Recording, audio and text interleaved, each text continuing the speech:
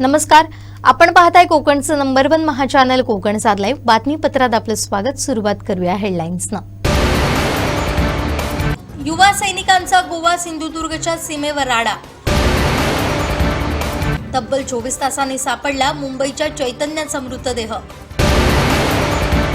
आणि MIDCतल्या भलत्याच उद्योगांच्या टोळीत सत्ताधाऱ्यांचं कनेक्शन। आता पाहूया सविस्तर बातम्या।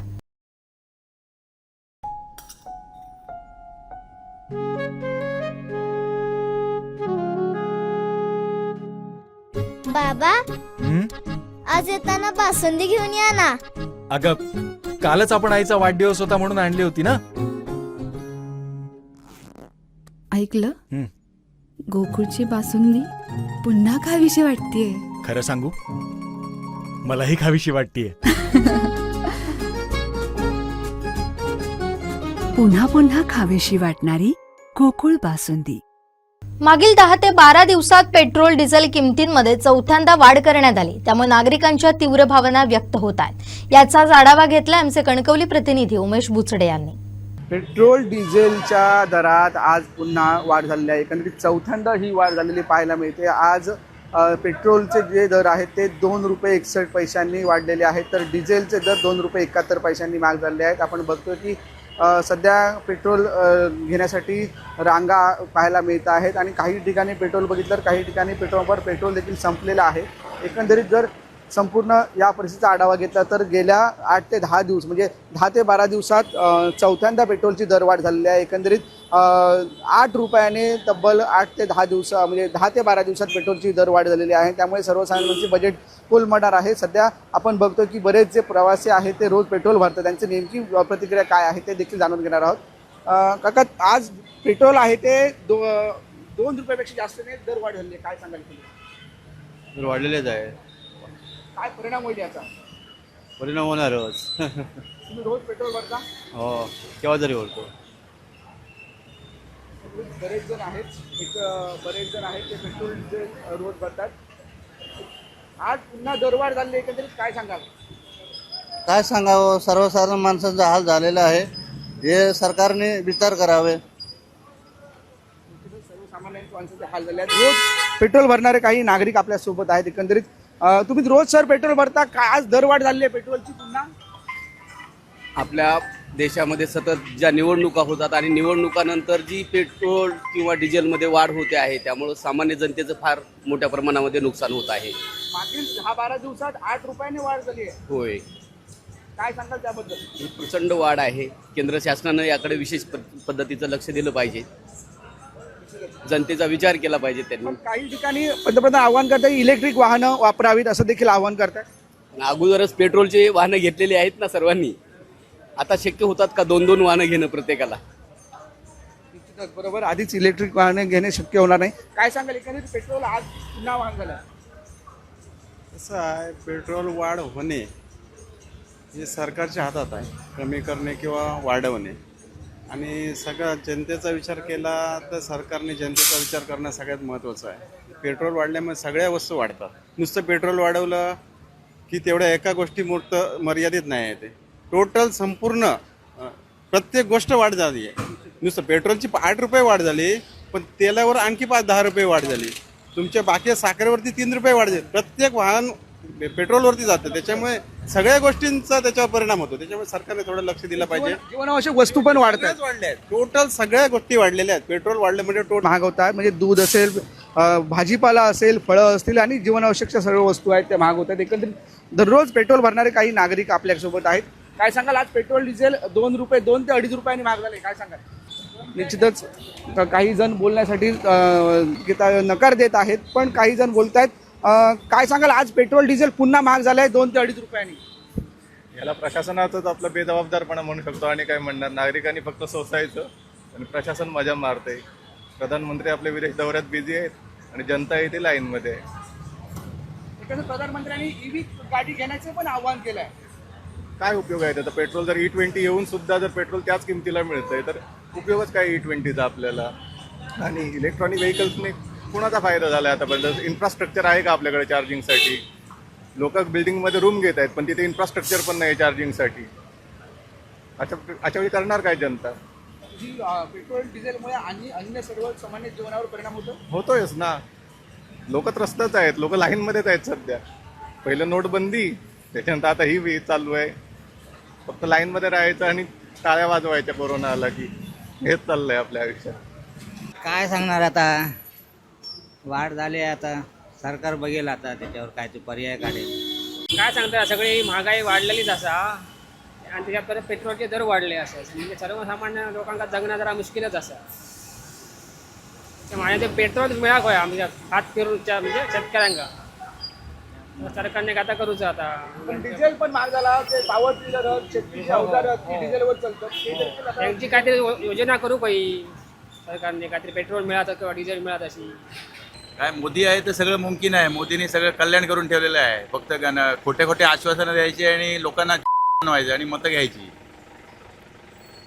पण मोदींनी ईव्ही कार देखील वापरायला आवाहन केलं आहे, इलेक्ट्रिक कार देखील वापरायला. ईव्ही कारचं सर्वसामान्य लोकांचं बजेट नको का? त्या ईव्ही कारची किमती 1.5 आहे. परवडणार कसं? डिझेल आहे तसं. आपला भारत देश काय सर्वसामान्य लोकांचा भारत देश आहे. इथे काय सगळे ईव्ही कार घेण्याची ताकदवाले माणसं कमी आहेत. युद्धाचे परिणाम असल्याचं सांगतायत. आपण देखील तुमचं पूर्वज नियोजन नको का? देशाचे पंतप्रधान आहेत, मोठ्या मोठ्या गप्पा मारतात. देश स्वयंपूर्ण झाला आहे, हे झालं आहे, ते झालं आहे. हां, तुमच्याकडे नियोजन नको का? 2-2 महिने 3-3 महिन्याचं. आम्ही आता या पेट्रोल डिझेलवरच आमचं इकडे काम चालू आहे आणि जर पेट्रोल डिझेल वाढलं तर आम्ही काम कसं करायचं? आमचा रोलर, JCB, डंपर सगळं बंद आहे. समोरचा आम्हाला भाडे वाढून पण देत नाही आहे. मग हे जर सरकार असं वाढ करत असलं तर आम्ही युवक काय म्हणून धंदा करायचा, हा प्रश्न निर्माण झाला आहे. आणि सरकारने अच्छे दिन येतो बोललेले, ते अच्छे दिन हे आता कसे काय येत आहेत? हे आहे पेट्रोल दरवाजी वाढत आहे सारखी. सगळं 4-4 दिवस पेट्रोल येत नाही, डिझेल येत नाही. मग आम्ही धंदा कसा काय करायचा, असा आम्हाला सरकारला प्रश्न विचारायचा आहे. पण मोदींनी ईव्ही कार देखील वापरा असं सांगितलेलं आहे, ईव्ही गाड्या देखील वापरा आहे, इंधन बचत करा असं देखील आवाहन केलं आहे. असं केलं आहे आम्ही, पण लगेच आम्ही इंधन गाड्या एवढ्या महागाईच्या गाड्या घेऊ शकत नाही. आमचा रोटी घेऊन चाललेला आहे धंदा. आम्ही पण मोदींच्या या विचाराला सहमत आहोत. त्याला पण वेळ लागेल, पण आता सध्या तर आम्हाला आहे ती परिस्थिती आम्ही बदलू शकत नाही. त्याच्यामुळे जे आता इंधन जी आमची गाडी आहे ती आम्हाला चालवावीच लागेल. आम्ही काही लगेच नवीन गाडी घेऊ शकतो. असं असेल तर आम्हाला काही स्कीम बीम असली तर आम्ही घेऊ शकतो. बाबा हे EV गाडी घ्यायची असेल तर बाबा हे तुम्हाला लोन देतो कमी टक्क्यात वगैरे. बऱ्याच म्हणजे जे प्रवासी त्यांनी चांगलं सांगितलं की लाईनमध्ये राहायचं आणि टाळ्या वाजवायच्या असं एक मुश्किल त्यांनी टोला लागवला आहे. एकंदरीत बरेच आपण बघतोय की ग्राहक आता या पेट्रोल पंपावर पेट्रोल भरत आहेत आणि पेट्रोलच्या रांगा दिसत आहेत. काही ठिकाणी पेट्रोलचं म्हणजे संपलेलं देखील आहे, काही ठिकाणी येईल असं सांगितलं येतं आहे. पण आपण बघतोय की आज जे सकाळपासून 6 वाजल्यापासून जे पेट्रोल आणि डिझेलचे नवे दर लागू झाले आहेत. पेट्रोलचे दर आहेत ते 2 रुपये 61 पैशांनी वाढलेले आहेत, तर डिझेलचे दर 2 रुपये 71 पैशांनी वाढले आहेत. मागील 10 ते 12 दिवसात ही चौथ्यांदा वाढ झालेली आहे. एकंदरीत 8 रुपयापर्यंत हे वाढ झालेली आहे एकंदरीत दिसत आहे. त्यामुळे सर्वसामान्यांचे बजेट देखील कोलमडणार आहे, कारण याचा परिणाम आहे तो पब्लिक ट्रान्सपोर्टवर होतो. त्यामुळे असेल म्हणजे ST असेल, रिक्षा असेल, कार असेल, या सगळ्या वाहनांवर होतो आणि त्यामुळे आता ह्या दरवाढीचा फटका जो आहे तो सर्वसामान्यांना सोसावा लागणार आहे. उमेश बुचडे, कोकणचा लाईव्ह, कणकवली. ॲथरच्या दमदार स्कूटर्स आता कुडाळमध्ये. ॲथर 450 आणि ॲथर रिस्टा. आजच भेट द्या Ather showroom, Mumbai Goa highway, Kudal. Hotel spice कोकणच्या समोर. संपर्क 9730 10 64 77. कणकवली बाजारपेठेत रविवारी रात्री 12च्या सुमारास नगराध्यक्ष संदेश पारकर यांच्या घराशेजारी असणाऱ्या महाडिक लेडीज टेलर या दुकानाला अचानक आग लागल्याची घटना घडली. घटनेची माहिती समजताच अनेक युवकांनी आणि नागरिकांनी आग विझवण्यासाठी धाव घेतली. घराचे लोट संपूर्ण वरती छतापर्यंत वाढत जात होते आणि आजूबाजूला दुकानं असल्यानं मोठ्या प्रमाणात भीतीचं वातावरण निर्माण झालं होतं. पण अखेर युवा वर्ग आणि नागरिकांच्या मदतीनं आग नियंत्रणात ठेवण्यात यश आलं. नगराध्यक्ष संदेश पारकर यांनी देखील घटनास्थळी पोहोचत मदत कार्य केलं. नगरपंचायतीचा अग्निशामक बंब तत्परतेनं घटनास्थळी दाखल झाला होता.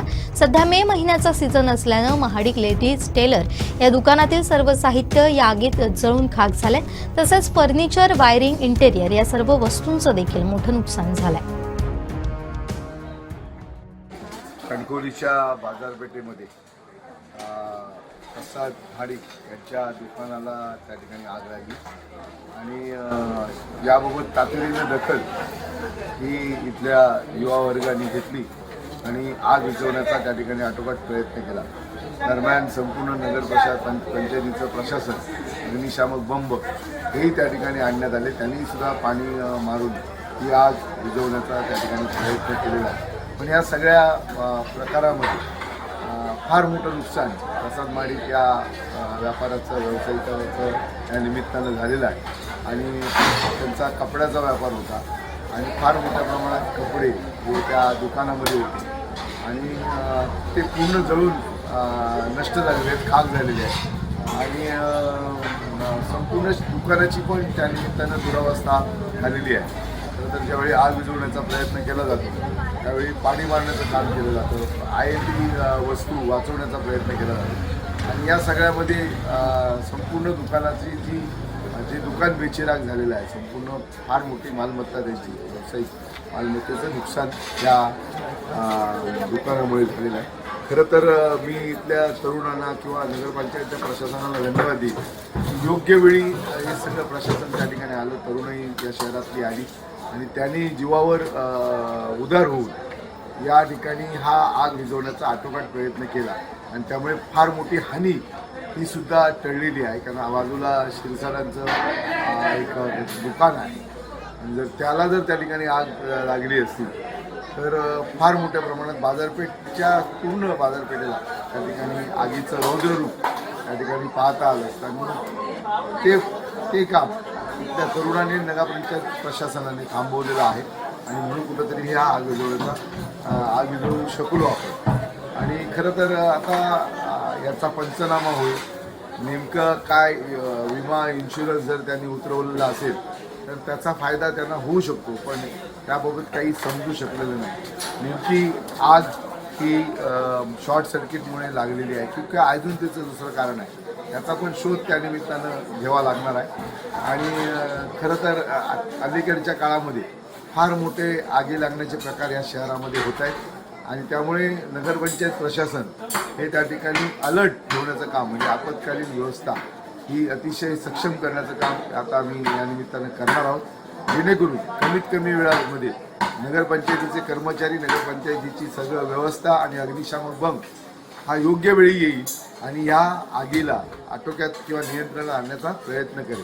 आणि म्हणून मी माझ्या नगरपंचायतच्या प्रशासनाला सुद्धा धन्यवाद देतो आणि कणकवली शहरातल्या तरुणाईला सुद्धा त्या निमित्तानं धन्यवाद देतो की त्यांनी योग्य वेळी त्या ठिकाणी आग विझवण्याचा प्रयत्न केला आणि म्हणून हे आगीचं रौद्ररूप हे त्या ठिकाणी थांबवण्याचा यशस्वी प्रयत्न झाला.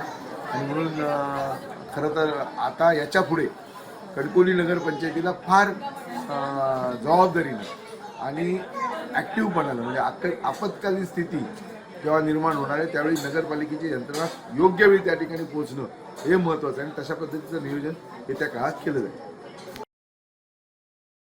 Satelkar builders and developers Kankavli railway station लगत साकारत आहे समर्थ साई रेसिडेन्सी. 6 मजली रेरा रजिस्टर इमारत. तुमच्या घराचं स्वप्न आम्ही पूर्ण करणार. साईट पत्ता समर्थनगर रेल्वे स्टेशन नजीक, तालुका कणकवली, जिल्हा सिंधुदुर्ग. दोडामार्ग तालुक्यातील आडाई एमआयडीसीत उद्योगांऐवजी काही राजकीय बाबू आणि माफियांचे काळे कारनामे सुरू आहेत. इथल्या मायनिंग सदृश्य माती तस्करीची चर्चा सुरू असतानाच इथं अनेक काळ्या कारनाम्यांचं मोठं रॅकेट असल्याची आणि त्याला राजकीय अभय असल्याची माहिती गोपनीय सूत्रांकडून मिळते. जिल्ह्यात रोजगाराच्या नावानं बोंबाबोंब असतानाच रोजगाराच्या नावाखाली सुरू झालेल्या आडाई एमआयडीसीत मात्र भलत्याच उद्योगांनी ग्रासलेला आहे. देव देतो आणि कर्म नेतं अशी अवस्था या एमआयडीसीची स्थानिक राजकीय पुढारी, दलाल, माफिया आणि सत्ताधाऱ्यांनी करून ठेवली आहे. असे प्रकार म्हणजे इथल्या बेरोजगार तरुण तरुणीच्या जखमेवर चोळलेलं मीठच आहे.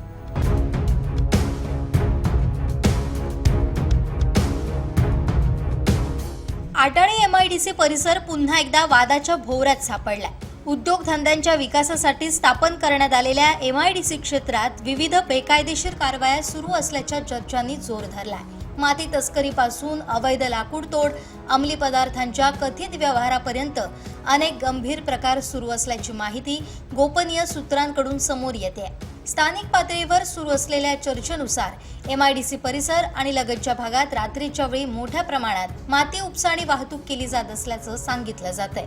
त्याचबरोबर काही जंगलपट्ट्यांमधून मौल्यवान झाडांची अवैधरित्या कत्तल करून लाकडाची वाहतूक केली जात असल्याचाही आरोप आहे. या प्रकरणात स्थानिक पातळीवरील काही दलाल, ठेकेदार आणि प्रभावशाली घटक सक्रिय असल्याची चर्चा आहे. याहून धक्कादायक बाब म्हणजे या परिसरात अंमली पदार्थांच्या तस्करीसाठीही MIDCचा वापर होत असल्याचा संशय व्यक्त केला जातोय. काही संशयित गटांकडून निर्जन औद्योगिक जागांचा वापर साठवणूक आणि देवाणघेवाणीसाठी होत असल्याची माहिती सूत्रांकडून समोर येते.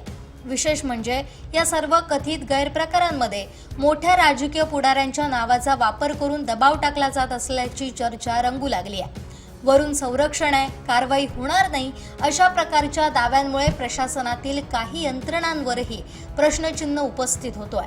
त्यामुळे अनेक अधिकारीही उघडपणे कारवाई करण्यास धजावत नसल्याची चर्चा स्थानिकांमध्ये आहे. स्थानिक नागरिकांच्या मते MIDC मध्ये अपेक्षित औद्योगिक गुंतवणूक आणि रोजगार निर्मिती न होता उलट संशयास्पद हालचाली वाढत असल्यानं या संपूर्ण प्रकरणाची उच्चस्तरीय चौकशी होणं गरजेचं आहे. संबंधित विभागांनी MIDC परिसरातील उद्योगांची पडताळणी, CCTV आणि वाहन हालचालींची तपासणी तसेच जंगल परिसरातील अवैध हालचालींची चौकशी करावी अशी मागणी जोर धरतीये. ब्युरो न्यूज, कोकण साद लाईव्ह.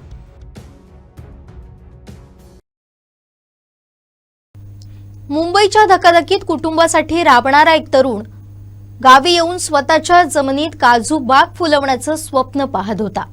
आई, पत्नी आणि छोट्या मुलीसाठी काहीतरी उभं करण्याची धडपड सुरू होती, पण नियतीनं त्याच्यासाठी वेगळंच लिहून ठेवलं होतं. नाधवडे हेलकरवाडी येथील अमोल प्रकाश खांडेकर, वय अवघं 36, मुंबईतील चिंचपाडा परिसरात नोकरीनिमित्त वास्तव्यास होता.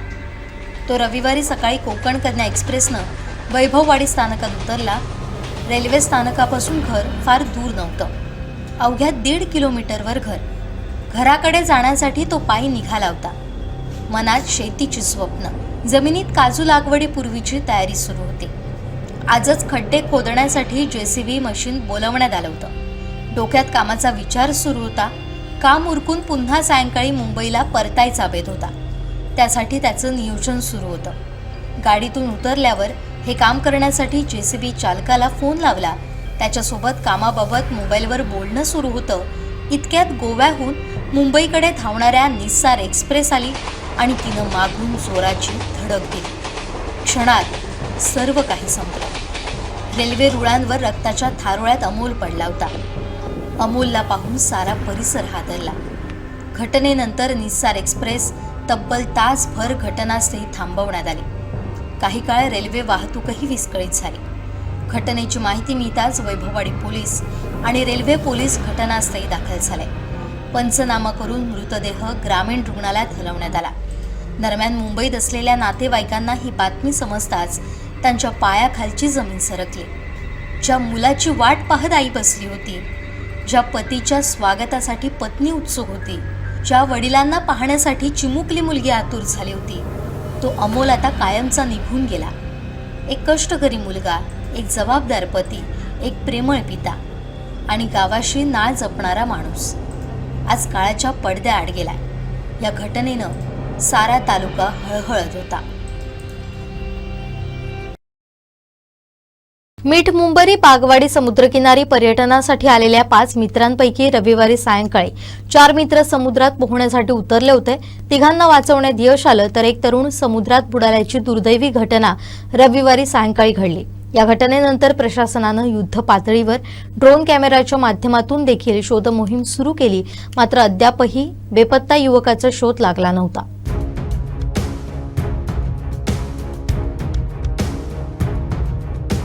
देवगड तालुक्यातील मीठमुंबरी बागवाडी येथील मित्रांच्या घरी पर्यटनासाठी आलेले 5 युवकांमधील 4 युवक समुद्रात पोहण्यासाठी उतरले. यामध्ये 3 युवकांना वाचवण्यात यश आलंय. वाचवण्यात आलेल्या एका युवकाला उपचारासाठी खासगी रुग्णालयात दाखल केलं असून त्याची प्रकृती स्थिर आहे.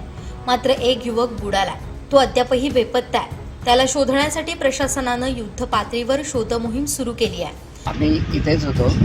इथून आम्हाला दिसलं की 4 जण बुडत आहेत आणि त्यांना वाचव म्हणून करतात. मग आम्ही धावत गेलो आणि आमचे मोठे भाऊ रमेश तारी हे होडीतून गेले आणि त्यांनी त्या 3 जणांना पकडलं. 4था तर खालीच गेला, तो आम्हाला दिसेच ना. पण 3 जणांना मिळाले, त्यांना आम्ही घेऊन आलो. त्यात एकाची अवस्था तर फारच वाईट होती. त्याला श्वास पण घेता येत नव्हता. मग त्याला आम्ही पंपिंग केल्यानंतर त्याला श्वास आला थोडा. बरेच वेळा पंपिंग केल्यानंतर तोंडातून पाणी आलं, फेस आला. त्यानंतर त्याची फक्त जरा ठीक वाटली. मग आम्ही गाडी बोलून त्यांना त्यांच्यात दिलं आणि सरकारी हॉस्पिटलमध्ये नेलं. ते सगळे घाबरलेत. त्यांना कोणाला पोहता येत नसल्यामुळे ते पुढे कोण आले नाही. हा तो हुशार होता असं ते सांगतात, पण त्याला जमलं नाही आणि तो जवळपासच येऊन आतमध्ये दिसेनासच झाला. आम्ही त्याला शोध घेतला पण नाही आम्हाला मिळाला. ते त्यांना आम्ही बाहेर काढलं. त्याला अजिबात कल्पना नव्हती. जेव्हा आम्ही त्यांना वाचून वरती आणल्यानंतर तो आला. का त्याला बऱ्याच वेळा शोधलं पण ते काय मिळाले नाही. बॉडी पण सापडली नाही किंवा काय पत्ताही लागला नाही. आजही शोधलं, गव्हर्नमेंटच्या ऑफिसरने शोधलं, सर्वांनी प्रयत्न केले पण अजून काही त्यांची हाताला लागलेलं नाही. सोमवारी सकाळी 8 वाजल्यापासून मत्स्य विभागाच्या ड्रोन कॅमेऱ्यांच्या साहाय्यानं देवगड किल्ल्यापासून तब्बल 25 किलोमीटर परिसरात फणसे, पडनवे, गिरिये, मिठबाव आणि तांबर्डे किनारपट्टीवर शोधकार्य राबवण्यात आलं. स्वतः तहसीलदार रमेश पवार घटनास्थळी उपस्थित राहून या मोहिमेवर लक्ष ठेवून आहेत. यावेळी गटविकास अधिकारी अरुण चव्हाण, सभापती गणेश राणे, पोलीस उपनिरीक्षक संतोष भालेकर, आशिष कदम, रमेश तारी आणि विविध विभागांचे अधिकारी उपस्थित होते. बेपत्ता युवकाचा शोध न लागल्यानं दुपारी 1 नंतर शोधमोहीम थांबून सायंकाळी 4 वाजल्यापासून पुन्हा सुरू करण्यात आली. दरम्यान संबंधित तरुणाच्या पालकांनी मुंबईहून देवगडमध्ये धाव घेतली. या घटनेमुळे देवगड तालुक्यात हळहळ व्यक्त होतीये.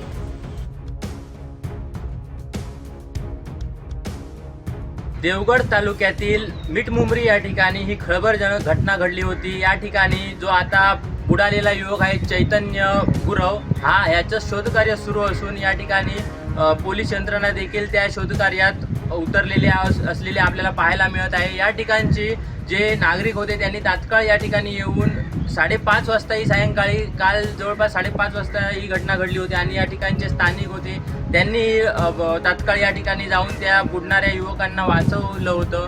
आणि या ठिकाणची जी परिस्थिती पाहता या ठिकाणी जी गरज आहे ती सुरक्षा रक्षकांची. या ठिकाणी सुरक्षा रक्षक नसल्यामुळे ह्या वारंवार घटना घडत आहेत. या ठिकाणी 2 वर्षापूर्वी देखील या ठिकाणी 4 विद्यार्थी जे बुडत असताना त्यावेळी ती जवळपास बुडालेले होते आणि त्यांचं देखील त्या ठिकाणी ही घटना घडलेली होती. अशा वारंवार जर घटना घडत असतील तर प्रशासनाने कुठेतरी या ठिकाणी लक्ष देण्याची गरज आहे. कोकण 7 लाईव्हसाठी नागेश दुखंडे, देवगड. आता तुमच्या सावंतवाडीत कार क्राफ्ट घेऊन येत आहे खात्रीशीर car service. Maruti Suzuki car सर्व्हिसिंगचा मुंबई आणि ठाणे येथील 20 वर्षांचा प्रदीर्घ अनुभव आता आपल्या सेवेसाठी सज्ज. पत्ता car craft services private limited, plot number 21, जुना मुंबई गोवा महामार्ग, चितारी हॉस्पिटल जवळ, कोलगाव, भोम, सावंतवाडी. आजच अपॉइंटमेंट बुक करा. कणकवली उपजिल्हा रुग्णालयाला गेल्या दशकभरापासून डॉक्टरांच्या रिक्त पदांच्या समस्येचं जणू ग्रहणच लागलंय. याच कारणामुळे जिल्ह्याच्या मध्यवर्ती शहरात असलेलं हे महत्त्वाचं शासकीय रुग्णालय जणू व्हेंटिलेटरवर असल्यासारखी स्थिती आहे. येथील रुग्णांना सध्या गोवा, बांबोळी, कोल्हापूर CPR यासारख्या शासकीय रुग्णालयांचा जास्त करून खासगी रुग्णालयांचा आधार घ्यावा लागतोय. अर्थातच रुग्णांना मोठा आर्थिक भुर्दंड पडत असून त्याची ओढाताणही होते. या गंभीर समस्येकडे लोकप्रतिनिधी देखील दुर्लक्ष करत असल्यानं नागरिकांमधून नाराजी व्यक्त होते.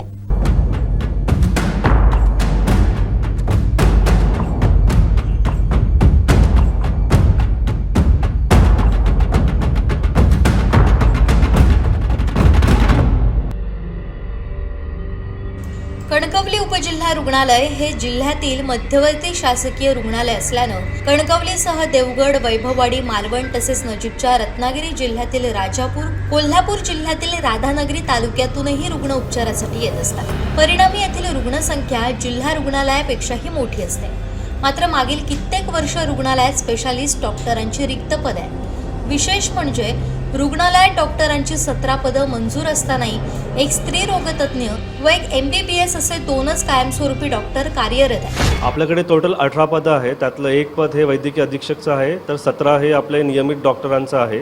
त्यातले 2 डॉक्टर हे परमनंट आहेत, मी आणि डॉक्टर सचिन डोंगरे सर, जे की अस्थिरोग तज्ज्ञ आहे आणि मी MBBS आहे. उरलेली 15 पदं ही आपण कंत्राटी बेसिसवरती NRHM थ्रू आणि काही पदं CS सरांच्या ऑर्डर थ्रू भरलेली आहेत. पण त्या पदांमध्ये स्त्रीरोग तज्ज्ञ, बालरोगतज्ञ आणि रेडिओलॉजिस्ट हे 3 पदं आपल्याकडे सध्या रिक्त आहेत. डॉक्टरांची मंजूर पदं रिक्त असल्यानं NRHM मधील खासगी डॉक्टरांवरच हे रुग्णालय अवलंबून आहे. एकीकडे रुग्णालयात सुसज्ज असा प्रसूती कक्ष आहे, पण इथं स्त्रीरोग तज्ज्ञ अगदी NRHM मधूनही उपलब्ध नाही. परिणामी प्रसूतीच्या रुग्णांचे नाहक हाल होत आहेत. अर्थातच या रुग्णालयातील रुग्णसंख्या घटत चालली असून रुग्णांना कणकवलीतील महागड्या खर्चिक अशा खासगी रुग्णालयांचा आधार घ्यावा लागतोय. आज मी येईल कणकवली रुग्णालयात, शासकीय रुग्णालयात. खरोखरच अवस्था बघितलं आहे तर खरं एवढी बिकट अवस्था की 17 पदं असून डॉक्टरांची आज 2च पदं डॉक्टरांची भरलेली आहेत आणि 15 पदं रिक्त, आणि जी भरली आहेत ती कॉन्टॅक्ट बेसिसवर. खरोखरच आणि त्यात मेन म्हणजे बालरोग आणि स्त्रीरोगतज्ञ अजिबात डॉक्टर नाही. ही खरं दुर्दैवाची गोष्ट आहे. पूर्वी शेळके डॉक्टर असताना जवळजवळ दिवसातनं 20 ते 25 जास्त डिलेवरी व्हायचे. आता डिलेवरी जर करू झाली तर प्रत्येक पेशंटाक कुडाळ किंवा सावंतवाडी किंवा कोल्हापूर अशाने जावचं लागतं. ही कणकवलीच्या दृष्टीने खरोखरच एक दुर्भाग्याची गोष्ट आहे. तर सर्वप्रथम जी डॉक्टरची उपलब्धता जी आहे, विशेषतः वैद्यकीय अधीक्षक असतील, त्याच्यानंतर मुख्य जी 17 पदं मंजूर आहेत त्याच्यामधली अनेक मोस्टली पदं जी आहेत ती रिक्त आहेत, ती भरली गेली नाही आहेत. त्याच्या व्यतिरिक्त इथे होणारा औषध पुरवठा या संदर्भात जो फॉलोअप आहे, तालुका आरोग्य अधिकारी असतील, जिल्हा आरोग्य अधिकारी असतील आणि आपला CS असतील, यांच्या माध्यमातून एक चांगला समन्वय साधून इथला औषध पुरवठा, सर्पदंशाच्या लसी, ह्या ज्या लसीचे विविध औषधोपचार आहेत तो व्यवस्थितपणे उपलब्ध झाला पाहिजे. त्याच्यानंतर या ठिकाणी होतं काय की जे वरिष्ठ पदावरचे अधिकारी या ठिकाणी उपलब्ध होतात, परंतु ते आपल्या वैयक्तिक राजकीय लागेबांध्यांचा किंवा राजकीय कनेक्शनचा उपयोग करून तात्काळपणे बदली करून घेतात आणि समोर उत्तर काय देतात तर आमच्यावर राजकीय प्रेशर आहे. माननीय पालकमंत्री महोदय आणि इतर सर्व लोकप्रतिनिधी यांनी विशेष लक्ष देऊन या ठिकाणची सुसूत्रता समन्वय साधून या ठिकाणी जो डॉक्टरांचा जो शॉर्टफॉल आहे, त्याच्यानंतर औषध पुरवठ्यामधलं जे शॉर्टफॉल, त्याच्यामधलं सुविधांमधला जो शॉर्टफॉल आहे, विशेषतः पेशंट काही वेळा ज्यावेळी ॲडमिटचा विषय होतो त्यावेळी कार्यकर्ते किंवा समितीच्या माणसांना फोन करावा लागतो. ही कुठेतरी शोकांतिका आहे आणि दुर्दैवी बाब आहे. डॉक्टरांना आमची या ठिकाणची विनंती राहील की पेशंट जशा स्थितीत आहे त्याच्या तुम्ही तपासणी करा आणि त्या पद्धतीने तुम्ही त्यांना ट्रीटमेंट करा. एखाद्या व्यक्तीला ॲडमिट करण्यासाठी किंवा IV लावण्यासाठी तुम्हाला कार्यकर्ता किंवा समितीच्या सदस्यांची किंवा लोकप्रतिनिधींची गरज का पडते? आणि हे जर सातत्याने होत राहिलं तर मला असं वाटतं की कुठेतरी ह्या यंत्रणेवरती लोकप्रतिनिधी म्हणजे पालकमंत्री किंवा ह्यांचा अंकुश नाही की काय असं पद्धतीचं चित्र निर्माण होतं, ते निर्माण होऊ नये अशी एक सामान्य नागरिक म्हणून माझी या ठिकाणी विनंती आहे. त्याचसोबत एक फायनल मुद्दा असा राहील की ह्या ज्या रुग्णकल्याण समिती असतात, उपजिल्हा रुग्णालय असेल किंवा जिल्हा रुग्णालय किंवा आपलं हे प्राथमिक आरोग्य केंद्र, यांच्या ठिकाणी समित्यांवर नेमणूक होणारे जे सदस्य आहेत ते खरेखुरे कुठेतरी याविषयी तळमळ असणारे काम करणारे कार्यकर्ते त्या ठिकाणी पालकमंत्री महोदयांना विनंती की त्यांनी त्या पद्धतीने नेमणूक. कणकवली उपजिल्हा हे पालकमंत्र्यांच्या मतदारसंघातील उपजिल्हा रुग्णालय आहे, त्याच्यामुळे मला असं वाटतं की त्यांनी यावर विशेष लक्ष देऊन या संदर्भात डॉक्टर पूर्तता आणि सर्वच गोष्टींवरती लक्ष देऊन त्या गोष्ट पूर्णत्वास आणली पाहिजे. धन्यवाद. उपजिल्हा रुग्णालयातील विविध समस्यांबाबत यापूर्वी अनेक आंदोलनं देखील व्हायची, मात्र शेवटच्या काही वर्षांमध्ये ही आंदोलनं देखील घटली असल्याचं दिसतंय. अशा स्थितीत सर्वसामान्यांसाठी कुणी वालीच नाही का असाही प्रश्न उपस्थित होतोय. समस्या अत्यंत गंभीर आहे, त्यामुळे आता केवळ लोकप्रतिनिधीच नव्हे तर सर्वसामान्य नागरिकांनीच आवाज उठवणं गरजेचं बनलंय. कणकवली हे सिंधुदुर्ग जिल्ह्यातील एक मध्यवर्ती शहर आहे. साहजिकच कणकवली उपजिल्हा रुग्णालय हे जिल्ह्यातील महत्त्वाच्या शासकीय रुग्णालयांपैकी एक आहे. मात्र येथे डॉक्टरांची सातत्याने जी रिक्त पदे असतात, ही पदे आता सर्व रुग्णांसाठी त्यांच्या नातेवाईकांसाठी डोकेदुखी बांधायला लागली आहेत. कधीकाळी हेच उपजिल्हा रुग्णालय आहे ज्यांनी 10 ते 12 वर्षापूर्वी लेप्टोसारखा महाभयंकर रोगही हाताळलेला होता. दुसऱ्या बाजूला याच उपजिल्हा रुग्णालयाने डॉक्टर ज्ञानेश्वर सोडळ असतील, डॉक्टर सहदेव पाटील असतील, डॉक्टर अभिवंत असतील, यांच्या रूपाने चांगले वैद्यकीय अधीक्षकही बघितले आहेत. डॉक्टर अभिवंत, डॉक्टर सहदेव पाटील हे उत्कृष्ट सर्जन देखील होते. याच रुग्णालयामध्ये डॉक्टर चांद शिकलगार यांच्यासारखा चांगला स्त्रीरोग तज्ज्ञही होता. ज्यावेळी ह्या रुग्णालयामध्ये महिन्याला शेकडो डिलिव्हरी व्हायच्या, प्रसूती शस्त्रक्रिया व्हायच्या. मात्र मागील काही काळापासून आपण बघितलं आहे तर ह्या रुग्णालयातील डॉक्टरांची रिक्त पदे ही अक्षरशः गंभीर डोकेदुखी रुग्णांसाठी बनलेली आहे. सातत्याने येथील पदं रिक्त असतात. साहजिकच इथलं आज सध्याच्या घडीला 17 पदं जी मंजूर आहेत, या 17पैकी फक्त 2च कायमस्वरूपी डॉक्टर येथे कार्यरत आहेत. त्याच्यापैकी एक डॉक्टर MBBS आहेत तर एक स्वतः अस्थिरोग तज्ज्ञ आहेत. साहजिकच या रुग्णालयाला सध्या NRH मधून जे डॉक्टर आहेत त्यांच्यावरती अवलंबून राहावं लागत आहे. मात्र या रुग्णालयामध्ये सध्या स्त्रीरोग तज्ज्ञ उपलब्ध नाही. अगदी कायमस्वरूपी नाहीच आहे, पण NRH मधून सुद्धा उपलब्ध नाही. साहजिकच कधी काळी ह्या रुग्णालयामध्ये महिन्याला ज्या शेकडो प्रसूती शस्त्रक्रिया व्हायच्या, या शस्त्रक्रिया सद्यस्थितीत अक्षरशः शून्यावरती आल्या आहेत. आता उपजिल्हा रुग्णालयातील डॉक्टरांची रिक्त पदं ही समस्या काही आजची नव्हे, अगदी 10 ते 15 वर्षापासून हीच परिस्थिती आहे. विशेष म्हणजे 2014च्या सुमारास याच मुद्द्याला धरून कणकवली उपजिल्हा रुग्णालयामध्ये अनेक आंदोलनही झाली. त्यामध्ये प्रामुख्याने उल्लेख करावा लागेल आपले विद्यमान पालकमंत्री आणि तत्कालीन आमदार नितेश राणे यांनी देखील कणकवली उपजिल्हा रुग्णालयातील डॉक्टरांची रिक्त पदं असतील किंवा अन्य समस्या असतील ह्या विषयाला धरून अनेकदा सातत्याने वेगवेगळी आंदोलनं केलेली आहेत. आता तर नितेश राणे हे सिंधुदुर्ग जिल्ह्याचे पालकमंत्री सुद्धा आहेत. तर दुसऱ्या बाजूला कणकवली उपजिल्हा रुग्णालयाची अवस्था ही दिवसेंदिवस आणखी वाईटच होत चालली आहे. साहजिकच उपजिल्हा रुग्णालयाची ही परिस्थिती सुधारावी यासाठी पालकमंत्री नितेश राणे यांनीही प्रयत्न करावेत अशी मागणी आता रुग्ण असतील किंवा नातेवाईक असतील यांच्याकडून व्हायला लागली आहे. कॅमेरामन साहिल बागवेसह Swapnil Barodekar, Konkansad live, Kankavli. Suzuki two व्हीलरची धमाकेदार समर ऑफर. उन्हाळ्याच्या सुट्टीत प्रवासाचा आनंद द्विगुणित करण्यासाठी श्री विनायक सुझुकी घेऊन आले आहेत सुझुकीच्या सर्व गाड्यांवर आतापर्यंतच्या सर्वात भारी डील्स. संपर्क 9423989781, 9423989783 आणि 8605586376. शासकीय धान्य गोदामांमध्ये अनेक वर्षांपासून कार्यरत असलेल्या माथाडी कामगारांच्या रोजगारावर गदा आणणाऱ्या शासन निर्णयाविरोधात राज्यभर आंदोलनाची ठिणगी पडली आहे. सिंधुदुर्ग जिल्ह्यातही माथाडी कामगार आक्रमक झाले. वाहतूकदारांच्या अनोंदणीकृत खासगी कामगारांकडून धान्य भराई उतरायची कामं करून घेण्याच्या निर्णयाचा निषेध करत भारतीय माथाडी सुरक्षा रक्षक, श्रमजीवी आणि जनरल कामगार युनियनच्या वतीनं सोमवारी जिल्हाधिकारी कार्यालयासमोर 2 दिवसीय लाक्षणिक धरणं आंदोलन छेडण्यात आलं. संघटनेचे जिल्हाध्यक्ष महेश चव्हाण यांच्या नेतृत्वाखाली सुरू असलेल्या आंदोलनात सरचिटणीस सुनील मयेकर, शंकर गुरव, नंदकिशोर घाडीगावकर, नारायण शेळटे, गंगाराम वारंग, यशवंत खडपकर, शंकर सुतार यांच्यासह मोठ्या संख्येनं माथाडी कामगार सहभागी झाले आहेत. शासनानं तातडीनं सकारात्मक निर्णय न घेतल्यास 27 मे पासून राज्यव्यापी बेमुदत कामबंद आंदोलन छेडण्यात येईल असा इशारा संघटनेनं दिलाय. महाराष्ट्र शासनाची जी धान्य गोदाम आहेत, या धान्य गोदामामध्ये काम करणारे माथाडी कामगार आहेत. या माथाडी कामगारांनी आज या ठिकाणी जिल्हाधिकारी कार्यालयासमोर आंदोलन सुरू केलेलं आहे. त्यांचं निश्चित म्हणणं काय आणि त्यांच्या मागण्या काय आहेत हे आपण जाणून घेऊया. जर आपलं नाव सांगा. आणि मी महेश गजानन चव्हाण, राहणार विजयदुर्ग. मी या माथाडी कामगारांचं, मी स्वतःसुद्धा माथाडी कामगार आहे आणि या कामगारांचं मी आज बरेच वर्ष जिल्ह्याचं प्रतिनिधित्व करत आहे. आमची महाराष्ट्रामध्ये पूर्ण मुंबईची माथाडी अरुंद रानडे सरचिटणीस अखिल भारतीय माथाडी सुरक्षा रक्षक श्रमजीवी कामगार युनियन, ह्या युनियनमार्फत आम्ही आज सगळेजण नोंदीत आहोत. आम्ही सगळे कामगार रत्नागिरी सिंधुदुर्ग जिल्हा माथाडी नोंदित कामगार म्हणून अधिकृत नोंदणीकृत आहोत माथाडी मंडळामध्ये. दुसरी गोष्ट, आज कित्येक वर्ष आम्ही आज काम करतो. शासनाने आम्हाला आम्ही कॉन्ट्रॅक्ट सिस्टीममध्ये कॉन्ट्रॅक्टरची बाजू शासन परिपूर्ण घेत होतं सुरुवातीपासून सुद्धा.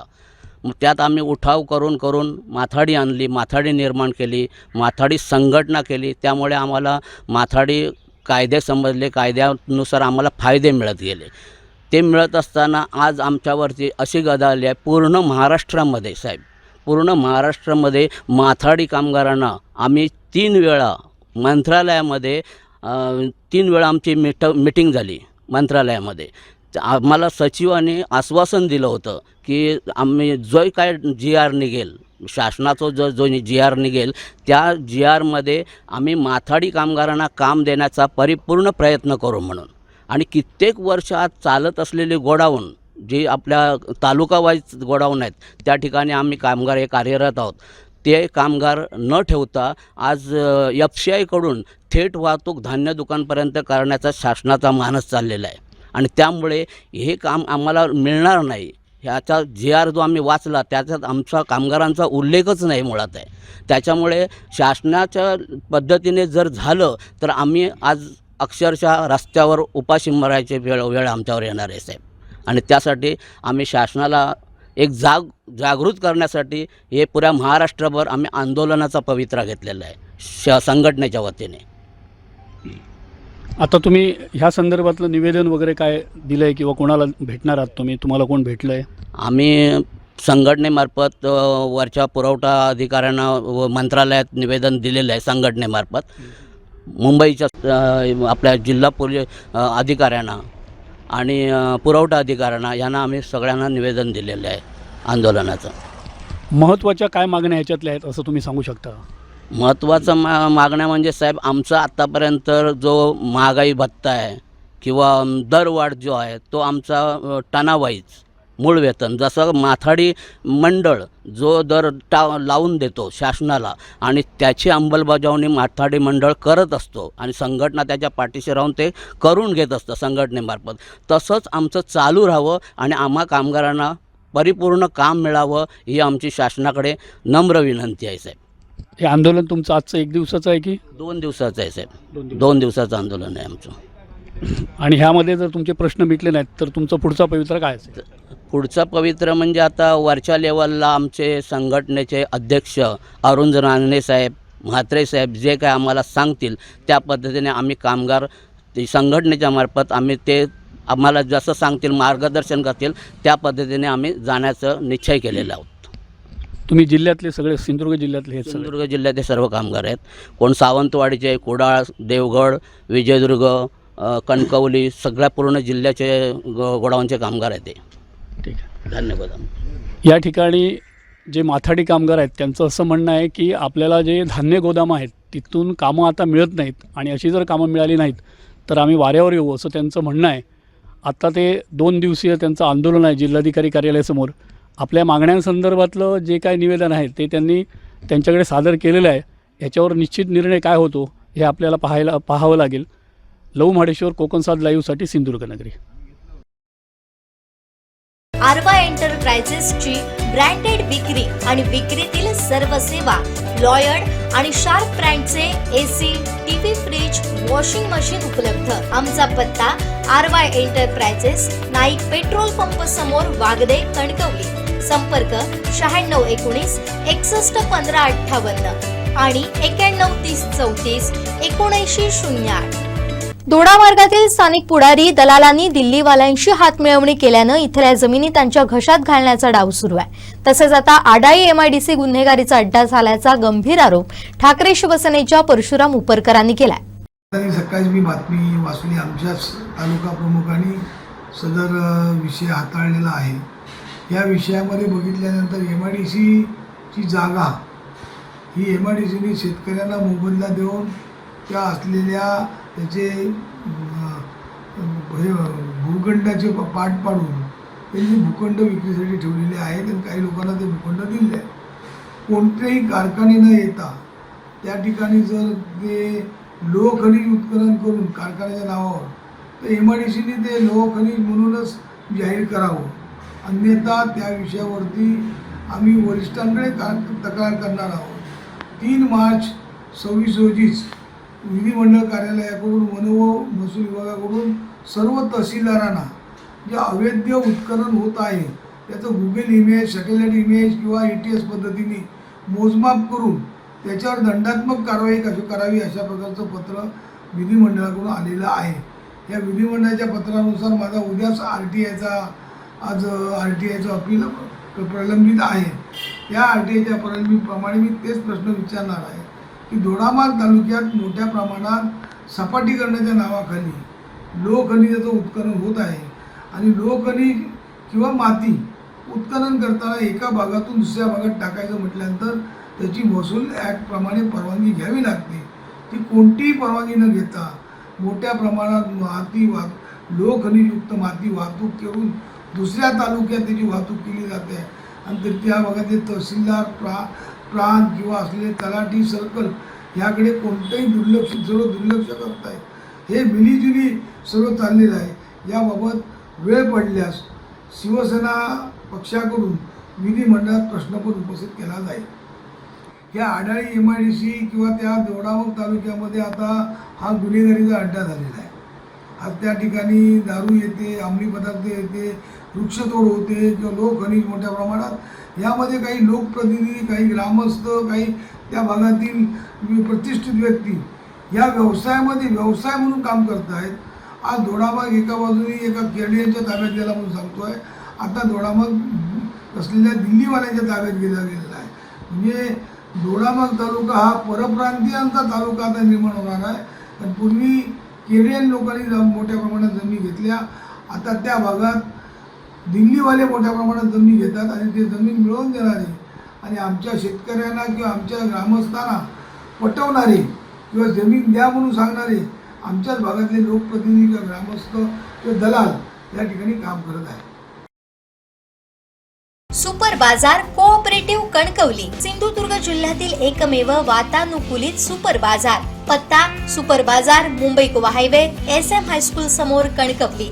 आपल्या अतूट विश्वासामुळेच आम्ही 25व्या वर्षात पदार्पण करतोय. कुडा अधीक्षक अभियंता महावितरण यांच्या कार्यालयात महावितरणच्या विविध प्रश्नांकरिता चर्चासत्र आयोजित करण्यात आलं होतं. यावेळी आमरड गावाचा मुद्दा पेटला. अधीक्षक अभियंता अभिमन्यू राख हे चक्रव्यूहात अडकले.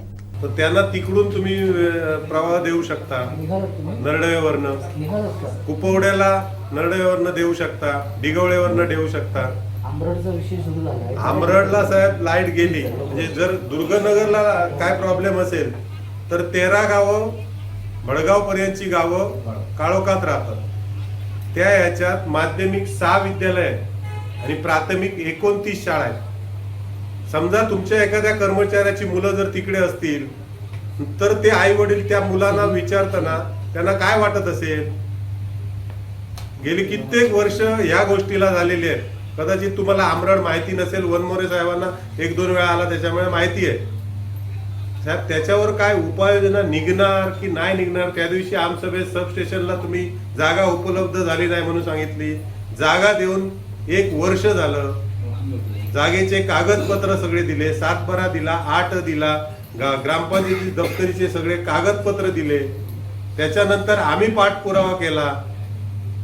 ती देवराई आहे त्याच्यासाठी फॉरेस्टची परवानगी. फॉरेस्टचा आणि देवराईचा साहेब संबंध काडी मात्र येत नाही. फॉरेस्ट वेगळं आणि देवराई वेगळी. त्याच्यासाठी एक तुमचा कर्मचारी कोण जाणार की आमचं आम्हीच केलं पाहिजे, आमचं आम्ही केलं पाहिजे. तर तसं लेखी स्वरूपात द्या ना. आम्ही तुम्ही ग्रामपंचायतीने करा, ते आम्हाला सबस्टेशनची गरज नाही. तसं लेखी स्वरूपात द्या काय असेल ते. तुम्ही सांगणार सबस्टेशन झाल्यानंतर प्रश्न मिटणार. साहेब 7 जूनला 8 जूनला शाळा सुरू होणार. ह्यानंतर कर्मचाऱ्याला गावात आमरड जिल्हा परिषद, मी माझी जिल्हा परिषद सदस्य आहे, आमरड जिल्हा परिषद मध्ये एकाही कर्मचाऱ्याला काम करू दिलं जाणार नाही. 95% काम पूर्ण झालेलं आहे. आमरडची जी ग्रामस्थ ती लाईन जी आहे आमरड आणि तळवडे अशा 2 गावांमधून जाते. कामाच्या सुरुवातीला आपण पैसे देऊया त्यांना. कामाच्या सुरुवातीलाच ना आमरडचे ग्रामस्थ आहेत त्यांनी चांगलं कॉपरेट केलं. तिथल्या सरपंच मॅडम आहेत, त्यांनी तळवडेच्या सरपंचाशी पण संपर्क केला होता कॉपरेट करण्यासंदर्भात. तर 95% झालं. फक्त 3 पोलचं काम राहिलेलं आहे. तिथं ते एक व्यक्ती आहे निलेश सावंत म्हणून, त्यांनी ते अडवलेलं आहे काम. त्यांची झाडं तोडली असं त्यांचं म्हणणं आहे. तर त्याचं कॉम्पेन्सेशन द्यायला पण एजन्सी तयार आहे, पण ते काही सांगत नाहीत रक्कम किंवा काय. आणि त्याच्यासाठी बऱ्याच वेळा आम्ही एजन्सीच्या इंजिनियरबरोबर गेलो नाही. एकदा एजन्सीच्या ओनरसोबत गेलो होतो पण त्याची भेट झाली नाही. आणि त्यामुळे तो आणि इतर मार्गाने पण आम्ही तो प्रश्न आपल्याला माहिती आहे, त्यांनी पण प्रयत्न केले त्यांच्या चर्चा करून. तो अजून काही सॉल्व्ह झालेला नाही. त्याच्या सॉल्व्ह झाला तर ते 3 पोलचं काम झालं. त्याला तळडेवाला सप्लाय जी लाईन जाते तिथे रोड आहे. रोडवर येणारी जागा आणि रोडच्या बाजूला येणारी जागा ही मालकाची असू शकत नाही. तिथे PWD जिल्हा परिषद त्यांना बोलून या लोकांनी काय प्रयत्न केले. जिल्हा परिषदचा उपअभियंता आहे, कार्यकारी अभियंता आहे, त्यांच्याबरोबर काय संवाद साधला काय. कशावर ती सरकारी जागा नसेल साहेब. असू शकेल. तुम्ही समजा त्या भागात राहत असता, तुमची बायको पोरं त्या भागात राहत असती आणि तुमची शाळेत मुलं शिकत असती तर तुम्ही काय केलं असता. काय प्रयत्न केले? प्रयत्न करताय हो? कसले प्रयत्न करताय? शाळेतल्या मुलांचे काय हाल होतात ना ते जरा येऊन बघा. लक्षात ठेवायचं. काय तो गुन्हा दाखल करा आमच्यावर. गाव जमा होतो आमचा. काय तो गुन्हा दाखल करा आमच्यावर. नाही याला घेऊन ना बाजून ठेवणार याला सगळ्यांना. बघूया काय होतं ते. 35 वर्ष झाली झगडतोय त्या लँडसाठी. काय चेष्टा वाटते तुम्हाला? तुम्हाला बायको पोरं आहेत ना? तुम्हाला मुलं आहेत की नाही आहेत? आणि तुमचे गावकरी कोण सपोर्ट करणार असतील त्यांना बोलून द्या. हो साहेब, दिवस आणि वेळ सांगा, आम्ही येतो सगळे. त्यांना बोलून द्या. पोलीस प्रोटेक्शन घ्या आणि पोलीस प्रोटेक्शन होऊन त्यांनी जर काम करून दिलं नाही तर त्यांचं बाहेर करायला सांगा आणि पोलीस प्रोटेक्शनचे पैसे म्हणजे त्यांना पैसे भरा पाहिजे, नाहीतर तुम्ही बांधील राहत नाही त्या विषयाला. बुधवारी येतो म्हटलं मला. बुधवारी येतो म्हटलं. बुधवारी येऊन प्रत्यक्ष ज्यांनी कोणी अडवलं त्याच्या टायमिंग प्रमाणे नको तुम्ही त्याला बोलून घ्या उद्या सकाळी. तो काय लाटसाप नाहीये. तो सर बाहेर गावी आहे. त्याचा प्रतिनिधी बोलवा. मालक स्वतः कधी काम करत नाही, कामगार काम करतात. त्याचा जो कोणी कर्मचारी आहे त्याच्या ऑफिसचा माणूस आहे, एका वेळी 10-20 माणसं असतात. त्याला बोलवा, कोण जो असेल तो. ही असली कामं करणार त्याच्या दारावर नसतात तुम्ही. प्रतिनिधी घेऊन आम्ही गेलो. तुम्ही त्याला बोलवा, जो कोणी आहे तो कंपनीचा माणूस. तुमचं एक पत्र तयार करा आणि तो स्वतः बोलवा त्याला. फोन केला तो त्याच्या मनाप्रमाणे येणार. 3-3 वर्ष झाली हा प्रॉब्लेम सॉल्व्ह सुटत नाही. हो, जुना विषय विचारा त्यांना. हो, लिंक लाईन साहेब आता झाले 6 महिने, पण 6 महिन्यापूर्वी पाहता 6 महिने झालं नाही. कंत्राटदार यांचे वकील झाले आणि यांचे मालक झाले. येतो आणि मग काम करतो. तोपर्यंत थांबणार का पाऊस आणि गोष्टी बाकीच्या? गावपर्यंत सपोर्ट द्या. पोलीसला पत्र द्या. पोलीसला प्रोटेक्शनसाठी त्यांचे काय तुम्हाला जे काही लेडीज आहे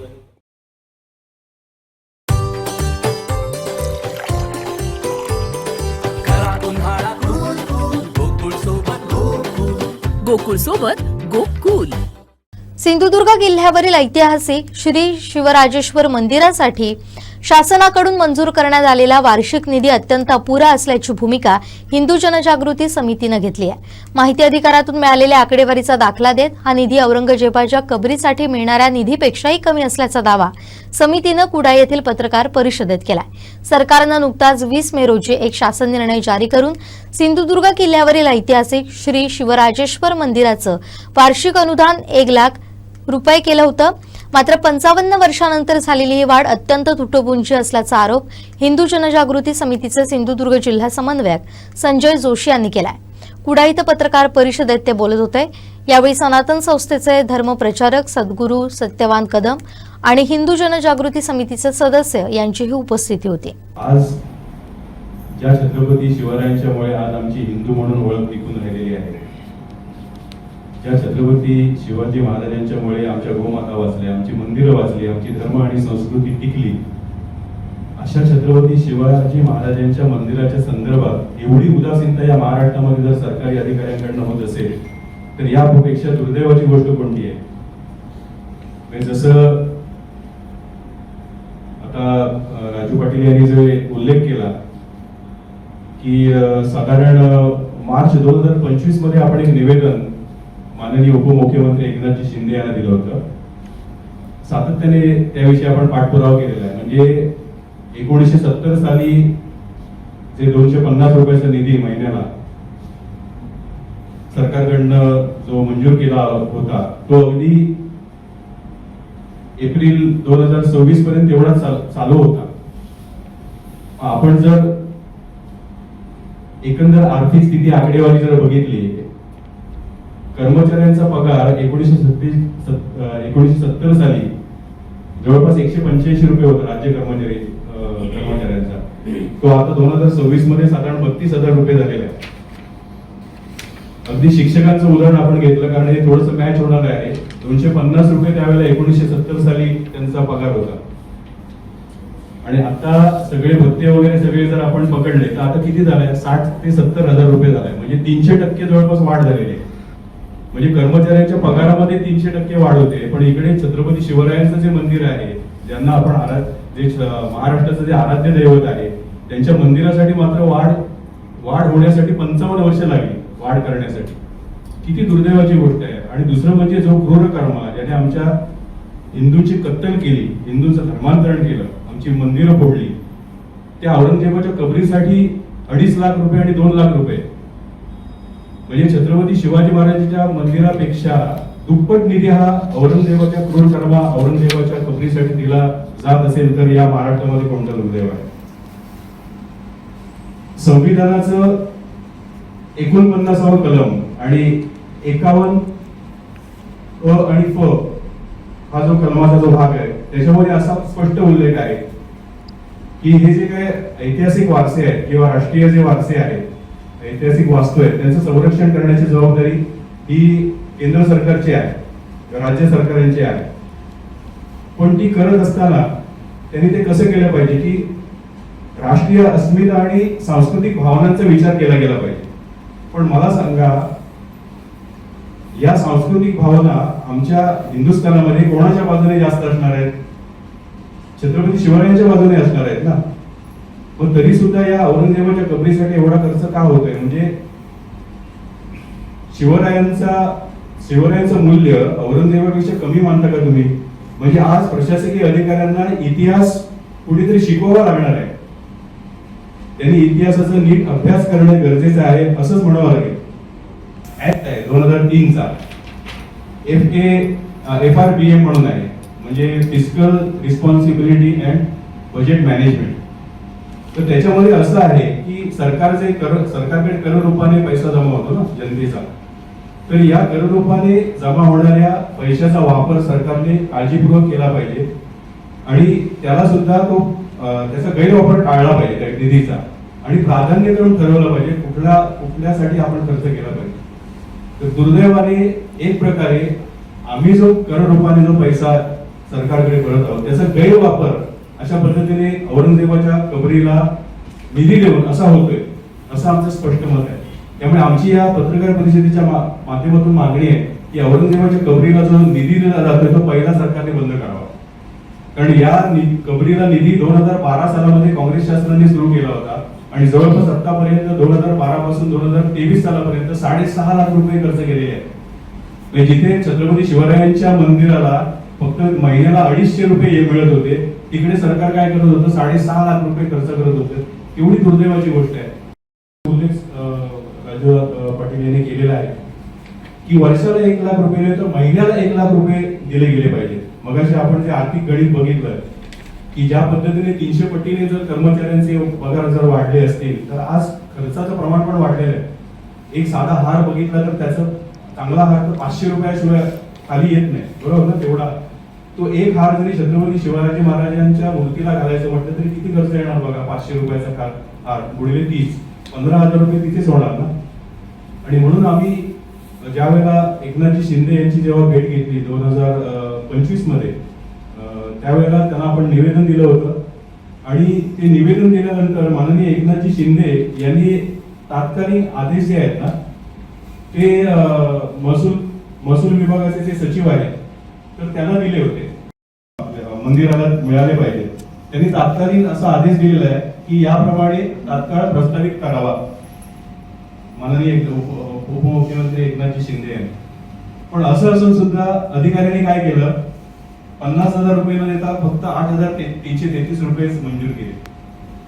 म्हणजे दुर्दैवाची गोष्ट आहे की तिथे म्हणजे प्रशासनामध्ये उच्च स्तरावर असणाऱ्या माणसांचं पण जर कोणी व्यक्तीचं जर कोणी ऐकत नसेल तर या प्रशासकीय अधिकाऱ्यावर ज्यांनी हा आदेश काढला त्यांच्यावर तात्काळ कठोर कारवाई केली पाहिजे असं आमची मागणी आहे या परिषदेच्या माध्यमातून.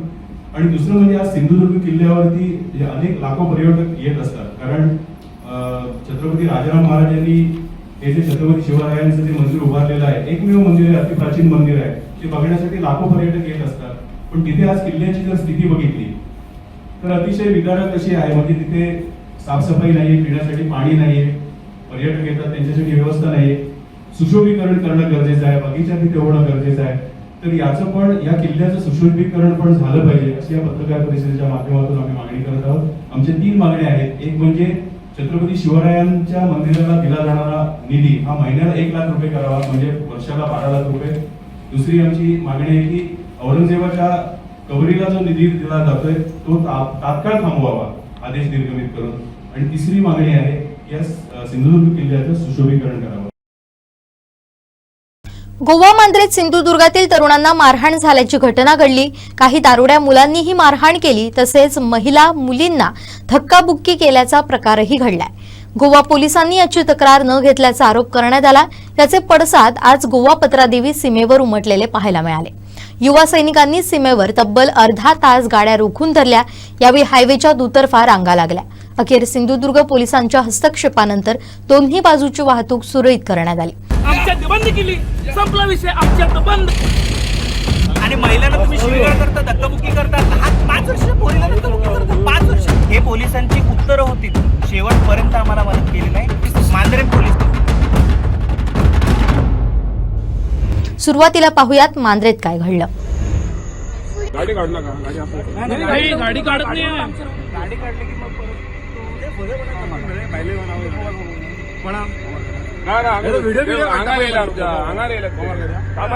मग चालू करणार काय तो कसे अंगावर येतात मारायला? मी काय अंगावर आलो? मी अंगावर आलो नाही. तू पोलीस नाहीये, तू गाडी को हात मत लगा, तू गाडी को हात मत लगा. अरे मैं बोलता हूँ, गाड़ी को हाथ मत लगा.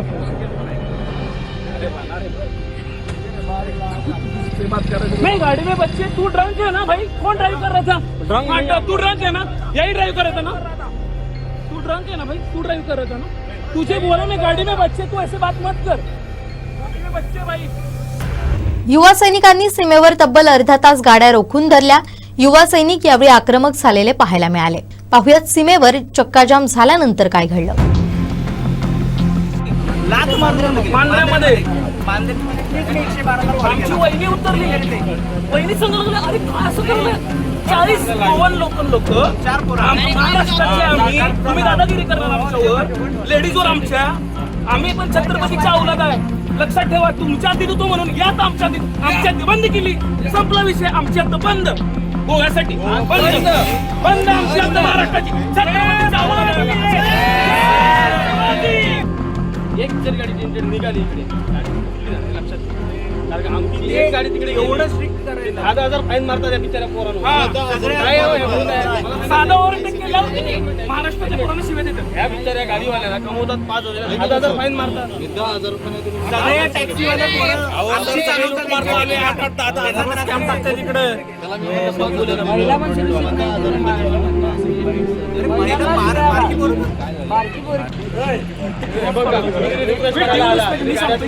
पोलिसांना रिक्वेस्ट करा, गोवा पोलिसांना गाडी काढून द्यावं. गोवा पोलिसांना रिक्वेस्ट करा. मारहाण चालू केल्यावर, आम्ही व्हिडिओ काढायला चालू केल्यावर 40 लोक जमून 4 भावांना, आम्हाला सगळ्यांना माझ्या डोक्यात बाटली फेकून मारली. पोलिसांना फोन केला, 1.5 तास पोलीस आले नाहीत. पोलिसांना रात्री बोलल्यावर पोलीस काय सांगतात की नाही, लोकल असतील, दारू पिऊन बोलले असतील, साहेब तुमच्याशी हे केलं असेल. हे ह्यांची उत्तर. अरे ह्यांचं काय, हा मास टुरिझमवर चालता ना तुम्ही, आणि टुरिझमवर चालता आणि आम्हालाच तुम्ही टुरिस्ट. अरे आम्ही तर शेजारी तुमचे, आम्ही पाणी देतो तुम्हाला आणि तुम्ही आम्हालाच हे करता. आणि तिथले सगळे लोक महिलांवर हात उचलले, लहान पोरांवर, 5 वर्षाची पोरगी. अरे माझी भाची, एवढं त्रास. हा त्रास सहन करणार नाही. एकही गाडी, एक मुंगी पण जाऊ देणार नाही. सावंतवाडी आणि गोवा बॉर्डर क्रॉस होऊ देणार नाही. हे काही झालं तरी. एरियामध्ये घडला. मोरजिम अजूल कॅफे होता, त्याच्या समोर हा घडला. तिथे सगळी लोकलची माणसं होती आणि त्यांनी, लोकलची माणसं, आम्ही लोकल आहे, तुम्ही इथे कशाला आलात, ह्याच्यावरनं वाद करत आमच्या बरोबर. पोलिसांचं उत्तर मी तुम्हाला सांगितलं. त्यांनी सांगितलं लोकल आहेत. आम्ही सांगितलं साहेब तो दारू पिऊन होता, तर तो म्हटलं साहेब रात्रीचं दारू पिऊनच असणार. हे पोलिसांची उत्तरं होती.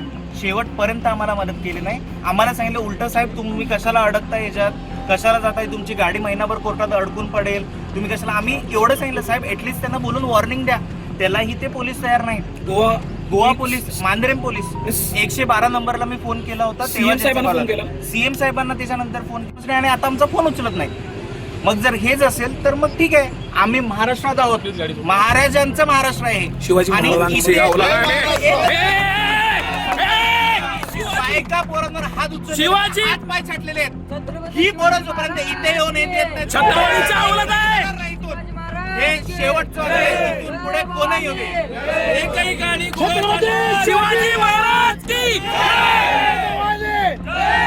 जय. शिवाजी, छत्रपती शिवाजी महाराज के.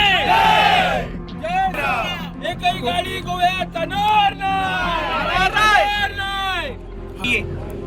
फोन उचलत नाही, त्यांच्याकडून निरोपच नाही. काय सांगणार निरोप साहेब? त्यांना पूर्ण माहिती दिली, सगळं सांगितलं, असं असं घडलंय, तुम्ही काहीतरी ऍक्शन घ्या. काही नाही.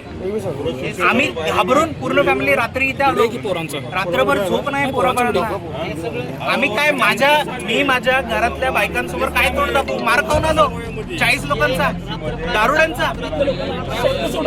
आणि महिलांना तुम्ही शिवीगाळ करता, धक्काबुक्की करता. लहान 5 वर्षाच्या पोरीला धक्काबुक्की करता. 5 वर्षाच्या पोरीला लाज वाटते. जोपर्यंत न्याय मिळत नाही, इथं जोपर्यंत येत नाही तोपर्यंत होणार नाही. जोपर्यंत इथे ती पोरं येत नाही, सगळ्यांचा फोटो व्हिडिओ सगळे आमच्याकडे इथे पाहिजे, ताब्यात पाहिजे. महाराष्ट्रात आम्ही दाखवतो न्याय काय असतो.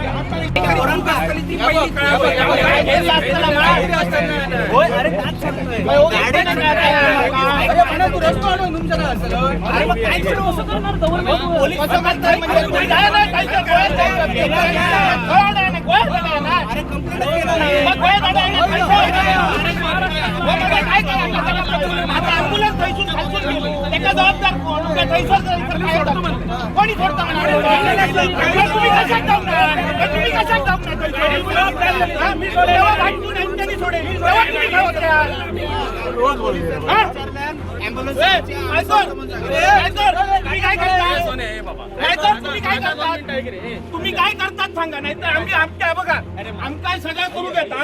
आम्ही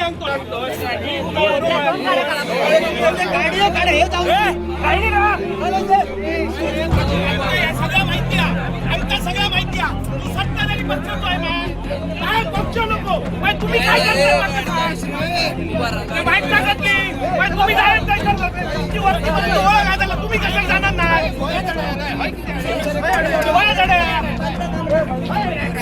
बीजेपीचे म्हणून मी नाही तुम्ही मग हात का दाखवले सगळा सोडा.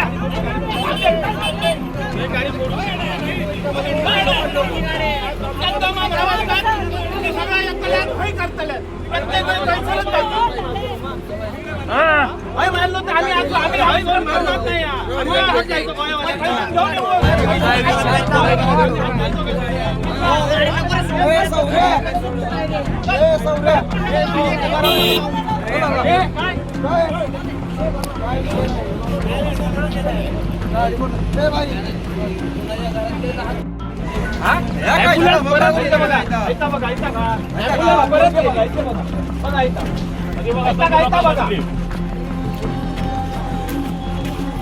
बघायचं पोरगे म्हणजे कसे बसले रस्त्यावर बघायचा.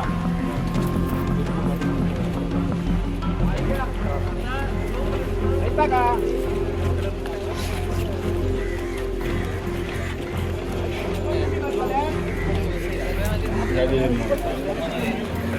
मारलं काय त्याला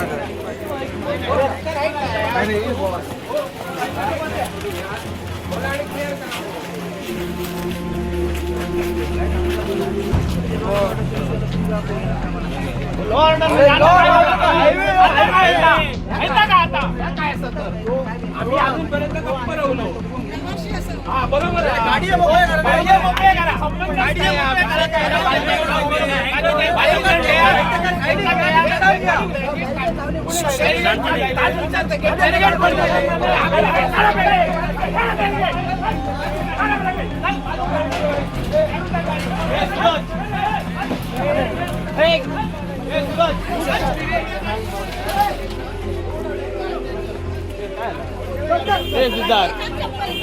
आपल्या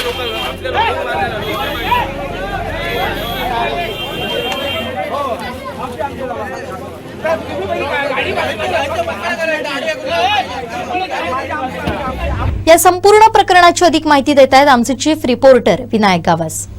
आपण आहोत महाराष्ट्र आणि गोवाच्या बॉर्डरवर, सिंधुदुर्गची सीमा आहे आणि या ठिकाणी सिंधुदुर्गातल्या युवा सैनिकांकडनं सीमेवर दोन्ही बाजूंची वाहतूक आहे ती ब्लॉक करण्यात आली. काल मांद्रेमध्ये सिंधुदुर्गातले काही युवक तिथे गेले होते, त्यांच्यासोबत त्यांचं कुटुंब होतं, लहान मुलगी होती, महिला होत्या. मात्र मांद्रेमध्ये काही मध्यधुंद अवस्थेत असलेल्या युवकांकडनं त्या लहान मुलीला आणि महिलांना सुद्धा मारहाण करण्यात आल्याची माहिती जी आहे ती युवा सेनेचे सूरज परब यांनी दिलेली आहे आणि यामुळेच संतप्त झालेल्या या युवा सैनिकांनी आज दोन्ही बाजूची वाहतूक आहे ती बंद केलेली पाहायला मिळते. गोव्याचे मुख्यमंत्री डॉक्टर प्रमोद सावंत यांच्याशी सुद्धा त्यांनी संपर्क साधल्याचं त्यांनी म्हटलं, मात्र त्यांच्या पीए कडनं नंतर कोणताच रिप्लाय न आल्यामुळे आज अखेर त्यांनी या ठिकाणी पवित्रा घेतलेला आहे. दोन्ही बाजूची वाहतूक आहे ते बंद करण्याचा साठी निर्णय जो आहे तो युवा सैनिकांनी घेतलेला ते आक्रमक झालेले पाहायला मिळतात.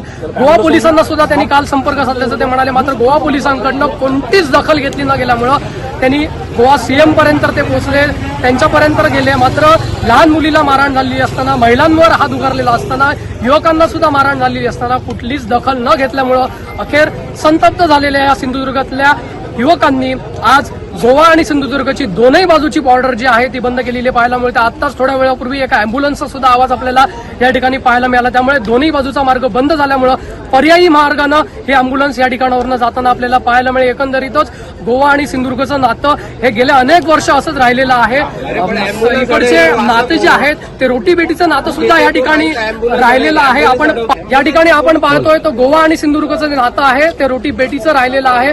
अनेक गोष्टी आहेत या दोन्ही राज्यांच्या एकमेकांवर अवलंबून आहेत. मात्र आजच्या क्षणाला निर्माण झालेला हा तणाव बघता गोव्याचे मंत्री आणि महाराष्ट्राचे मंत्री कशा पद्धतीनं यावर तोडगा काढतात, कारण आज इथल्या आमच्या भूमिपुत्रावर हात उगारला गेलाय, तिथल्या लहान मुलावर हात उचलला गेलाय, महिलांवर हात उचलला गेलाय आणि ही सगळी परिस्थिती बघता युवा सैनिक प्रचंड आक्रमक झालेला आहे. जर याच्यावर ऍक्शन झाली नाही तर गोवा पासिंगची एकही गाडी सिंधुदुर्गात येऊ देणार नाही, जर दिसली तर ती फोडली जाईल असा इशारा पोलिसांना सुद्धा सिंधुदुर्गच्या युवा सैनिकांनी दिलेला पाहायला मिळतोय. भटक्या कुत्र्यांची वाढती संख्या आणि वाढते हल्ले या पार्श्वभूमीवर सावंतवाडीत मिशन रेबीज तर्फे जनजागृती कार्यक्रम राबवण्यात आला. मिशन रेबीज या संस्थेतर्फे शनिवारी सावंतवाडी बसस्थानक आणि आता सावंतवाडी बाजारपेठ येथील रेबीज जनजागृती करण्यात आली. यामध्ये संस्थेच्या टीमनं पथनाट्य तसेच बाहुल्यांच्या खेळांच्या माध्यमातून नागरिकांना रेबीज आणि जीवघेण्या आजाराबाबत माहिती दिली. जोसेफ लोगों को सलाह देता है. राम को इसलिए काटा गया क्योंकि उसने कुत्ते को उकसाया. कृपया कुत्तों के साथ रहना सीखे और काटने से बचे. जब कुत्ता खा रहा हो, सो रहा हो और अपने बच्चों को दूध पिला रही हो तब उसे परेशान न करें. कार्यक्रमादरम्यान नागरिकांना रेबीज कसा होतो, त्यापासून स्वतःचा कुटुंबाचा बचाव कसा करावा, तसंच कुत्रा किंवा इतर प्राण्यानं चावा घेतल्यास तात्काळ कोणती काळजी घ्यावी याबाबत मार्गदर्शन करण्यात आलं. यावेळी माहिती पत्रकांचंही वितरण करण्यात आलं. मिशन रेबीज ही संस्था गेली अनेक वर्ष सावंतवाडी, दोडामार्ग, वेंगुर्ला तालुक्यांमध्ये रेबीज रोग प्रतिबंधात्मक लसीकरण करते. प्रत्येकानं स्वतःचं आणि आपल्या कुटुंबाचं रेबीजपासून संरक्षण करावं आणि इतरांनाही याबाबत जागरूक करावं. कुठेही रेबीज संक्रमित किंवा संशयित कुत्रा दिसला तर मिशन रेबीज हेल्पलाईनवर 77 40 02 95 86 वर संपर्क करावा असं आवाहन केलंय. यावेळी संस्थेचे शिक्षण अधिकारी अमित नाईक म्हणाले, येत्या 2030 पर्यंत सिंधुदुर्ग जिल्हा रेबीज मुक्त करण्याचं उद्दिष्ट आहे. यासाठी नागरिकांचं सहकार्य अत्यंत महत्त्वाचं असून सर्वांनी मोहिमेत सहभागी व्हावं. या जनजागृती कार्यक्रमाला नागरिकांचाही उत्स्फूर्त प्रतिसाद मिळाला. हॅलो, नमस्कार. कधी समजा तुम्हाला जर कुत्रा चावला किंवा मांजर चावला किंवा त्यांची नख लागली, लगेच ती जखम साबण आणि वाहत्या पाण्याखाली कमीत कमी 15 मिनिटं धुवायची आहे. साबण कोणताही वापरला तरी चालतो, फक्त ती जखम व्यवस्थित स्वच्छ धुवायची आहे. जखम धुवून झाल्यानंतर विदिन 24 आवर्स आपल्याला जवळच्या सरकारी हॉस्पिटलमध्ये किंवा आरोग्य सेवा केंद्रामध्ये जाऊन इंजेक्शन्सला सुरुवात करायची आहे. आता 3 किंवा 4 इंजेक्शन दिली जातात आणि ही दंडावर दिली जातात. ही इंजेक्शन घेतल्यानंतर आपल्याला रेबीजचा जो धोका आहे हा पूर्णपणे संपून जातो. त्यामुळे जखम साबण पाण्याने स्वच्छ धुवा, डॉक्टरकडे जा आणि इंजेक्शन घ्या. कुत्र्यांना मारू नका, त्यांना त्रास देऊ नका, जेणेकरून ते तुम्हाला चावणार नाही आणि रेबीजचा धोका होणार नाही, याची आपण काळजी घ्यायची आहे. आणि कुठेही जर रेबीज संक्रमित किंवा रेबीज संशयित कुत्रा दिसला, ज्याच्या तोंडातून लाळ गळते, जो सगळ्यांना चावायला धावतो, हा खूप आक्रमक असतो, एका जागेवर शांत बसणार नाही, सगळ्यांना चावत धावणार, तोंड उघडं पडलेलं असतं, शेपटी खाली असते आणि हा कुत्रा जो आहे हा काही खात नाही, काही पीत नाही, याच्या आवाजामध्ये बदल असतो. असा कोणताही कुत्रा तुम्हाला जर तुमच्या जवळपास दिसला तर मिशन रेबीजच्या हेल्पलाईन नंबरवर 7744029586 7744029586 या नंबरवर तात्काळ संपर्क करा. आमची टीम तिथे तात्काळ येईल, त्या कुत्र्याचा आढावा घेईल आणि जर तो कुत्रा रेबीज संक्रमित असेल तर लगेच त्याला तिथून त्या एरियातून उचलला जाईल आणि आमच्या हॉस्पिटलमध्ये घेऊन गेला जाईल. समजा जर कुठे मेलेला जर कुत्रा असेल, तो चढण्या अगोदर, तो कुजण्या अगोदर जर आमच्या सेम हेल्पलाईन नंबरवर कॉल केला तर आम्ही ती मेलेली बॉडी सुद्धा आम्ही उचलून आमच्या लॅबमध्ये टेस्टिंगसाठी घेऊन जातो. कुठेही तुम्हाला जर असं काही असेल, लगेच मिशन रेबीजला कॉल करा. येत्या 2030 पर्यंत आपल्याला आपला सिंधुदुर्ग जिल्हा रेबीज मुक्त करायचा आहे. यासाठी सगळ्यांचं सहकार्य हे खूप अमूल्य आहे, त्यामुळे सहकार्य करा. शेवटी ठळक घडामोडी पुन्हा एकदा. युवा सैनिकांचा गोवा सिंधुदुर्गच्या सीमेवर राडा. तब्बल 24 तासांनी सापडला मुंबईच्या चैतन्याचा मृतदेह. आणि MIDCतल्या भलत्याच उद्योगांच्या टोळीत सत्ताधाऱ्यांचं कनेक्शन. बातमीपत्रात वेळ झाली इथेच थांबण्याची. पाहत रहा कोकणचं नंबर 1 महा चॅनल कोकण साध लाईव्ह. धन्यवाद.